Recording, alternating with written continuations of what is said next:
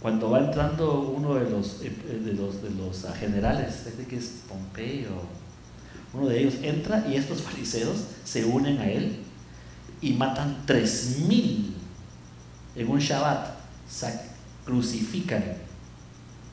Yo creo que se den cuenta la pelea de estos dos grandes grupos, estudiadores, políticos. ¿Ok? ¿Estamos bien acá? Caifás, ¿de dónde era Caifás? Era Saduceo, ¿verdad? Giliel, ¿de dónde era? Fariseo. Esos nombres que usted ya conoce, tiene que saber de esos dos grupos. Pero no había solamente esos dos grupos. Recuerden, todos los grupos, la enseñanza salió de dónde? De ellos, porque ellos eran los primeros. Estos son lo que hoy día le llamaríamos en la cristiandad los católicos. En sentido, todos venimos de algún lugar. Y si éramos cristianos, todos venimos del catolicismo, porque ahí nacimos la mayoría, en la cuna. Todos estos grupos tienen que ver con estos. Pero nadie quiere llamarse esto, ¿ya? Como un cristiano evangélico, no, ya no quiere llamarse católico, no. Católico no soy, ¿verdad? Ni quiere decir que hice la primera comunión, ¿cómo va a ser posible? No es. Me bautizaron al 40, tampoco, ¿verdad? Yo no quiero saber usted esta parte. Bueno, por eso es que en el Brit Hadasha, en el Nuevo Testamento, la palabra esenio no sale. Ha sido siempre una paradoxia, como algo raro de que no haya salido ese nombre, esenio, siendo que eran los principales. La razón que no salen así es porque ya no se llamaban esenios, porque nadie quería participar con ellos, es decir, yo salí de ahí. Les llamaban a estos en su Nuevo Testamento, en el Biblia se llamaban escribas. Con razón tienen rollos y rollos y rollos y rollos en las cuevas de Qumran, ¿verdad? Porque eran los escribas. Ahora, estos se van a unir un poco más hacia estos, a veces más, a veces se van con nosotros, no, con estos nunca, porque estos son sus archienemigos, porque estos los sacaron, ¿se acuerdan?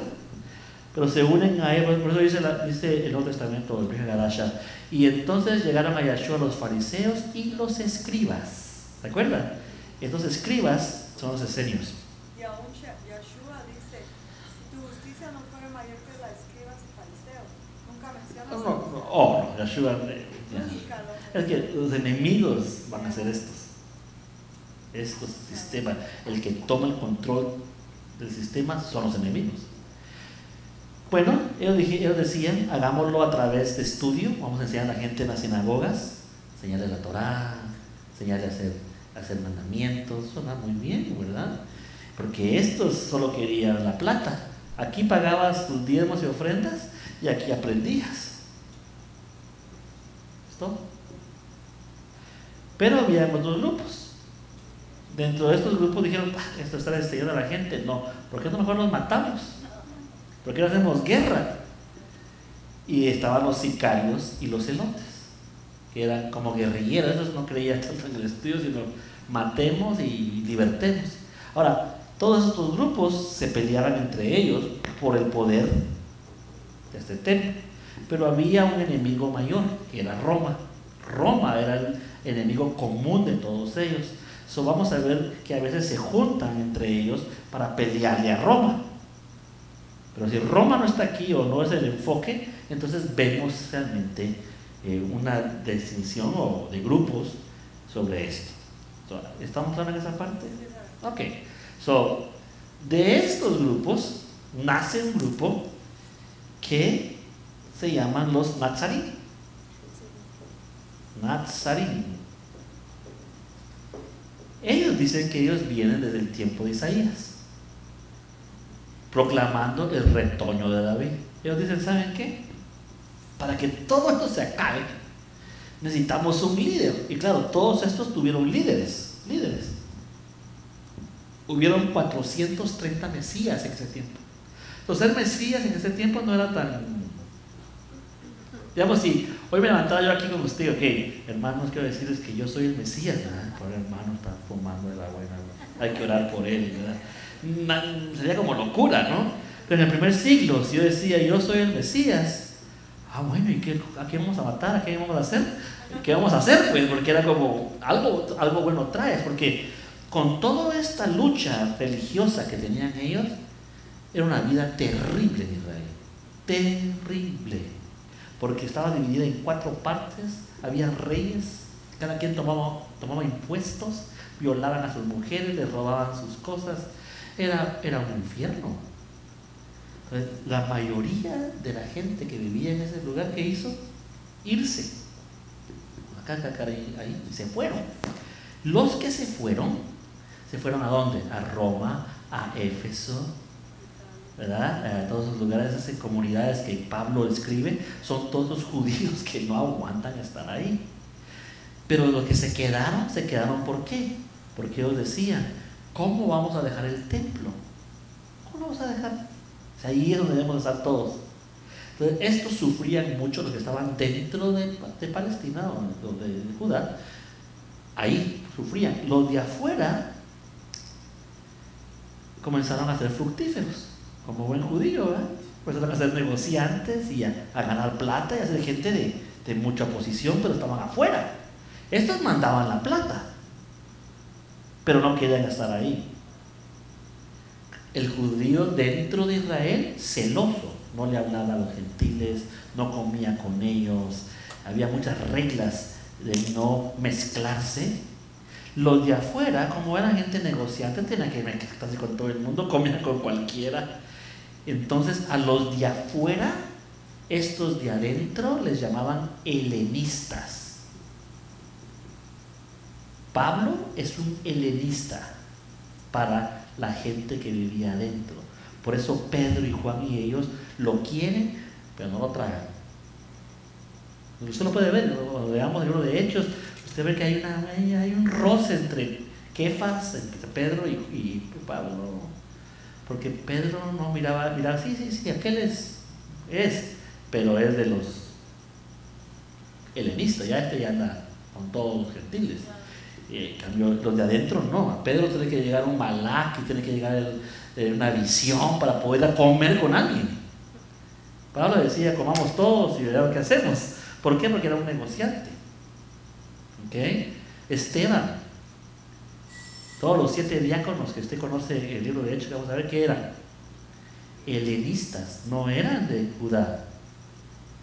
Entonces vamos a ver otra parte ahí también. Entonces tenemos dentro, les están dando duro, hay un enemigo común que es Roma, y hay otro grupo que está afuera con plata, con fuerza, nomás que no quiere meterse ahí, porque meterse ahí es como regresar a tu país, allá a la limonada y que te roben. Yo me quiero en Estados Unidos, y aquí mando dinero para allá. Los amo, Guatemala, lindo, chulo, yo se los mando. ¿A qué quieren? Perfecto, pero que yo me meta ahí. Claro que cuando llegaban al templo, que tenían que llegar 3 veces al año, ¿no? Todos llegaban al templo y estaban ahí, pero después, todos para afuera. Era un grupo específico que estaba dentro ahí. Una pregunta sobre eso. Sí. Yo tengo una pregunta. Ajá. ¿Ellos se hicieron así celosos debido a que se contaminaron o siempre fueron así celosos, así como tipo ortodoxos? Sí, era un celo porque ellos miraban que los goyes o los gentiles los habían hecho tanto mal que había un resentimiento bastante fuerte contra ellos. Aunque siempre hubieron goyes, hubieron gentiles que amaban a Israel y que eran temerosos de Yahweh y que siempre daban. Lo que se perdió en la senda antigua es que estos goyes, estos gentiles, eran hebreos, eran sus hermanos, era Israel que había perdido su identidad, y que estos que se quedaron adentro dijeron, se fueron perdidos, nosotros nos quedamos, a nosotros nos pertenece esto, ya no ustedes se fueron. ¿Suena familiar eso? ¿Los ortodoxos? Sí, pero suena familiar en una historia de Yeshua, del hijo pródigo, ¿se acuerdan? Cuando el hijo pródigo regresa a casa, ¿el hijo mayor está contento que regrese? ¿Cómo que va a regresar? ¿Cómo que le diste un cordero? A mí nunca me has dado nada. ¿Por qué? Judá, que los que estaban adentro no tenían nada. Los habían robado, violado. Vemos que la historia de Yeshua, sus parábolas no son tan aceptadas. Porque el hijo mayor sí tenía que decir algo. He estado trabajando aquí, he estado en el templo, luchando aquí adentro, y a mí no me hacen nada. Ahora va a venir otro que se fue allá en Éfeso con plata a disfrutar lo que nosotros hemos luchado. Se dan cuenta que la historia no fue aplaudida. Si nosotros hoy en día vemos la palabra de hijo pródigo y decimos, ay, qué linda, yo soy el hijo pródigo, yo acepto, me encanta la historia, pero no porque usted no tiene nada que ver con eso, pues. Pero en el primer siglo esa historia era para pelearlo. La gente no estaba contenta con esa parábola, tanto de que la detestaban esa parábola. Y hoy en día es una de las más maravillosas para el cristiano, porque lo ve muy diferente a lo que ellos estaban viendo. Y Yeshua les estaba pegando duro. Le está diciendo, sí, se quedaron, pero ustedes son igual de malos como los que se fueron. Los dos son unos sinvergüenzas. Los dos hijos están mal. Uno por no hacer, el otro por irse. ¿Se da cuenta? La historia es mucho más profunda cuando se lee de esa manera. Ahí está el trasfondo histórico que quisiera que tuviéramos claros. Cuando leamos aquí, tenemos que ver. Ok, una cosa más y leemos un poquito y nos vamos hoy. Y les gusta esta clase que la dejamos de esta manera, creo que les va a ayudar muchísimo, de veras. Van a poder ver esta parte diferente. Entonces, ¿se puede ver usted en alguno de estos grupos? Yo me pude ver hasta con los saduceos cuando yo era pastor político. Éramos políticos. Yo me acuerdo ir a las sesiones de pastores y que le preguntaban siempre, ¿y vos y cuántos diezmos se dan? Se dan las pláticas. Es humano, es político, pues. Vos y mira, y le dijiste, no, yo no lo voy a hacer esa parte porque se me puede ir la gente. Y sabe, tengo pastores que dicen, no, vos es sábado. Pero ¿cómo pues? Si el domingo tenemos todo, mucha gente. Entonces, yo veo los saduceos y los detesto, pero yo he sido partícipe de ese grupo. Yo estuve ahí, pues hay que ser político. Yo que tengo conexiones, por ejemplo, en ese sistema todavía soy católico, porque me rijo bajo el calendario católico, la Semana Santa, Navidad, todo. ¿De dónde viene? Del Vaticano. Y aunque soy pastor y todo, estoy conectado a eso, pues. Entonces me sigue rigiendo. Políticamente me siguen rigiendo. Y no sé mucho, pero tengo plata. Es como, perdón, ese Austin, ¿lo han oído? Ese muchacho no habla nada, pero como tiene plata, está bien. Ese es ese grupo. Y hay que entender dónde ha estado usted o dónde está hasta ahorita. Una de dos. Yo también he estado como sicario. Cuando salí de la cristiandad, a matar quería. Yo íbamos a guerra, ¿verdad? Y a ti te digo, pastor ingrato, ¿verdad? Y aquí así hablaba uno, como sicario, porque está como enojado uno. Entiendo yo a Pedro, el enojo que había en él. Sí, tenemos de todo un poco. Y después me volví como fariseo. Estás enseñando, dije yo. Voy a arreglar el asunto. ¿Sí? Pero quizás hay otro grupo, y es el grupo de los nazarenos que tenemos que platicar. Quizás no solamente es enseñando, sino viviendo otra forma, otro sistema. Por eso les mostré la ciudad. Porque quizás es otro sistema de vida que podemos pensar. Tenemos que hacer todo lo que todos hacen, pues. Y esos nazarín, vamos a ver que son una combinación de fariseos y de esenios. Como que tomaron lo mejor de los dos grupos y formaron esto. Ahí estamos. Leemos un poquito entonces del capítulo 1 para entender y viendo que va a traer su Torah la próxima vez, ¿verdad? Para que así lo lea conmigo. O quiere que le haga una fotocopia del libro y o le cobro las hojas que no cargan mucho y tenga esto. ¿Todos tienen este Torah? La tienen, ¿verdad? Ok. Que sea, tráigala para pegarle a alguien. Mata a alguien, ¿no? Ok, so, hechos de los Shelehim. La traducción, los hechos de los son enviados, los Masé, hechos, obra, acto, trabajo, acción. Shelehim es plural de Sheliach, enviado de parte de Yahweh con un propósito específico, dice la traducción. Segundo, este es el libro segundo Sefer, el libro escrito de Sheliach de Lucas. Lucas en el hebreo es Hillel. Ok, so aquí vamos. Aquí vamos a aclarar unas cosas. So, dice, en mi primer libro, ¿cuál fue el primer libro? El libro de Lucas. En mi primer libro, oh Teófilo. Teófilo significa, es un nombre griego, Dios, de Dios, o filios, de amado, querido amigo. Ahora, Teófilo no era griego. ¿Era un qué? Helenista. Las palabras, ya salió de Israel, salió de Judá, vivía en Italia, donde vivía en Grecia, y le pusieron el nombre griego. Es como aquí venimos a este país, a nosotros le ponemos ¿qué? Michael, John, con el machete aquí, pero ahora es Christopher, ¿verdad? Lo que le pongamos. Porque nos gustan los nombres, porque es normal, es lógico. Estamos en otro país y los nombres nos atraen. Igual acá, nunca le escribieron a un griego. Un hebreo jamás, ni un helenista se va a meter con un griego. No era para ellos, pues, esto era para ellos.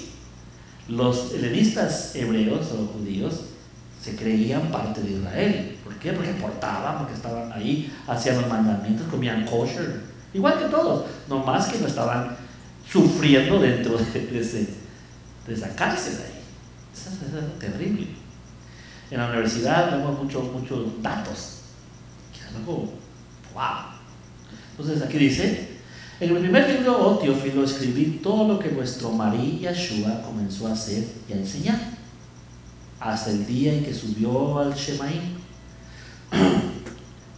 después de haber dado mandamientos por el Ruach HaKodesh a los Shelihim que había escogido, a quienes también después de haber padecido se mostró vivo con muchas señales durante 40 días, apareciéndoles y hablándoles del Malhut, del reino de Yahweh. Ok, veamos un poquito por qué comienza esta historia de esta manera. Bueno, todos estos grupos, y habían como 40 grupos, yo solo puse 5 aquí, pero hay 40 galileos, hay otras variaciones, hay 7 clases de fariseos, y bueno, eso es un como hongo, ¿verdad? de sectas. Todos ellos quieren algo, tienen algo en común, es que Roma es nuestro enemigo. ¿Cómo vencemos a Roma? Regresando a las escrituras, solamente el Mesías puede hacerlo. El Mesías. Los esenios decían, hay 3 Mesías. Hay un Mesías sufrido, hay un Mesías maestro y hay un Mesías rey. Tanto que el Zohar mismo lo ve de esa manera. El Zohar ve como que hubieran 2 Mesías. El Zohar, que es el año 100, tiene mucha influencia esenia. Todo el Nuevo Testamento tiene mucha influencia esenia, lo vemos ahora en los rollos del Mar Muerto. Cuando comenzamos a leer los rollos, cuando comenzamos a leer los rollos, nos dimos cuenta, por ejemplo, cosas que no encontramos en la Tanakh. Términos raros, por ejemplo, hijos de luz. Nunca encontramos en el primer pacto el término hijos de luz. Y Yeshua lo usa como que si es algo normal. Pablo lo usa como que es algo normal. Y nunca supimos de dónde lo agarraron. Entonces pensábamos antes, como pensábamos que vinieron a hacer una nueva religión, que ellos pusieron ese término como algo nuevo. Cuando comenzamos a escudriñar los rollos del muerto, nos dimos cuenta que estaba lleno de hijos de luz y hijos de tinieblas. O por ejemplo, por misericordia y no por obras. No es de Pablo. Pablo lo toma de una enseñanza antigua, que son estos esenios. So, vamos a ir viendo la influencia que hay dentro de los nazarenos de estos esenios, que eran los escribas. Aunque para Yeshua los escribas eran bastante enemigos de él. Vamos a ver esa como combinación. Ok, pero tenían todos la idea de que el Mesías tenía que venir a hacer algo. Todos los mesías que se levantaron los mataron, incluyendo a Yeshua. Todos. Ahora me pregunta a usted como estudiante, ¿verdad? Aquí estamos platicando, ¿por qué los otros 429 no sabemos nada de ellos? Ni los nombres sabemos quiénes fueron. ¿Por qué sabemos? ¿Por qué Yeshua trascendió? ¿Qué fue la diferencia de él con los otros 429? Ahora este que se va a decir es que él resucitó. Ok, 500 lo vieron. Ok. La enseñanza. Fue sufrido rey y también fue maestro. Bueno, nunca fue rey. Lo coronaron. Maestro fue para sus estudiantes nomás. Sufrido como cualquier otro hombre de los 429 que sufrieron también terribles muertes. ¿Qué es lo que le hizo diferente a él?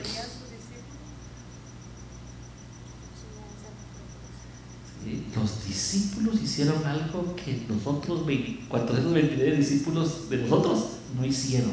Por eso dijo Gamaliel, si esto es de Dios, ¿Sí? van a perseverar, si no, se van a... ¿Pero qué hicieron? Esa es la historia porque comienza él hablando de esto. Lo que hicieron ellos, los fariseos dijeron, saquemos el templo de aquí y pongámoslo en casas. Los nazarenos dijeron, no, eso no va a funcionar así, porque así como pueden destruir este, pueden destruir este. Nosotros vamos a sacar el templo de aquí y lo vamos a meter aquí. Y ahora en adelante toda la enseñanza no es externa, todo es interno. ¿Quieren ser libres? Sí, de Roma, está bien, pero primero tienen que ser libres de adentro. ¿Queremos sanar? Muy bien, primero tienen que sanarse de adentro, y pusieron todo adentro, y eso de adentro caminó por todo el mundo, porque el templo comenzó a caminar en las personas. La enseñanza y la esperanza, todas las promesas, todo lo metieron adentro. Fue genial. Claro, nosotros entendemos que fue el Espíritu del Eterno, pero como humano podemos decir, wow, qué idea más maravillosa, porque entonces el enemigo no es Roma, el enemigo es el que está dentro de ti. Y cuando tú seas libre de ahí, entonces puedes romper el sistema. Esa es la gran diferencia de este grupo comparado a todos. Son violentos. Estos son violentos, pero internos. Vamos a matar a tu ego. Así hablamos nosotros, ¿o no? Vamos a destruir lo que está dentro de ti mal, como estos decían. Pero en vez de hacerlo externo, lo pusieron todo interno. Y esa parte es lo que va a hacer trascender todo esto, porque nadie hizo eso. Y Yeshua lo dijo. Yeshua dijo, ¿dónde está el mal del hombre? Todo el mundo pensó Roma, es que todo el mundo decía que Roma era el problema. Pues no, en el corazón. Ahí adentro está. So, Yeshua lo explicó. Pues él fue el que les enseñó. Sí, y ellos lo practicaron totalmente. Y el mejor de ellos va a ser Pablo. Pablo lo va a hacer. Va a ver que hace una compañía increíble, internacional. Lo hace internacional a esto. Okay. So, ahí lo vamos a dejar. Y ¿cuándo regresamos? ¿No sabes en el calendario? ¿Cuándo regresamos? No sabes. A ver, hablen arriba, no en el teléfono, que hablen allá a Yola, a ver si nos dice. Ok, quiero que lean entonces, se lean el capítulo 1 total, ok. Y vamos a ver algunas cosas, vamos a conocer a algunos de los discípulos. Les voy a traer algunas historias que conocemos en el primer siglo de ellos. Por ejemplo, Felipe. Interesantemente, Yeshua tenía tres que eran importantes para él: Jacobo, Yohanan y Kefas, ¿verdad? Kefa, Yohanan y Jacobo eran sus tres discípulos cercanos a él. Pero el primer discípulo de Yeshua no fueron ellos tres. ¿Quién fue? ¿Alguien sabe? El primero. Su hermano de Pedro. ¿Quién era? Jacobo, no. No, Jacobo no era el hermano de Pedro. Santiago. Felipe. Felipe. Y Felipe, sí, la historia es diferente. Felipe fue llamado a Pedro. Claro, porque Felipe ya era. Exacto. Sí, Felipe es el Sí, primero. dice que iban con los esenios. Ajá. Con el Bautista. Sí, estaban con Juan. Y Felipe era el líder de los otros 9. Cuando Yeshua se iba con los otros 3, tenía que dejar a alguien, el líder, y dejaba a Felipe. Dice que Felipe era tan entrado a la luz, de que permitió que su hermano fuera mayor que él, siendo menor que él. Porque Kefa era menor que Felipe. Y Kefa es el que sube, y Felipe jamás. Esas son las cosas todas que me encantaría platicar con usted, que están ahí metidas, pero que no pensamos, ¿verdad? De cuando estaba clavado, porque lo crucificaron también, no dejó de enseñar ni en el madero, Felipe. Solo voy a dar una historia de cada discípulo, ¿le gustaría? Para que tengamos, porque creo que podemos, así como podemos identificarnos con alguno de estos grupos, también nos podemos identificar quizás con alguno de los discípulos. Ok, para terminar entonces, ¿eran izquierdistas o derechistas este grupo nazareno? Eran izquierdistas, balanceando al central, ¿no? Porque no eran tan izquierdistas como los sicarios o los fariseos de muchas formas. Los nazarenos jamás mataron físicamente a nadie, pero sí van a destruir el sistema. Yeshua dijo: no quedará piedra sobre piedra en el templo. Pero ellos eran como terroristas. Sí, esto es diferente. Esto es diferente.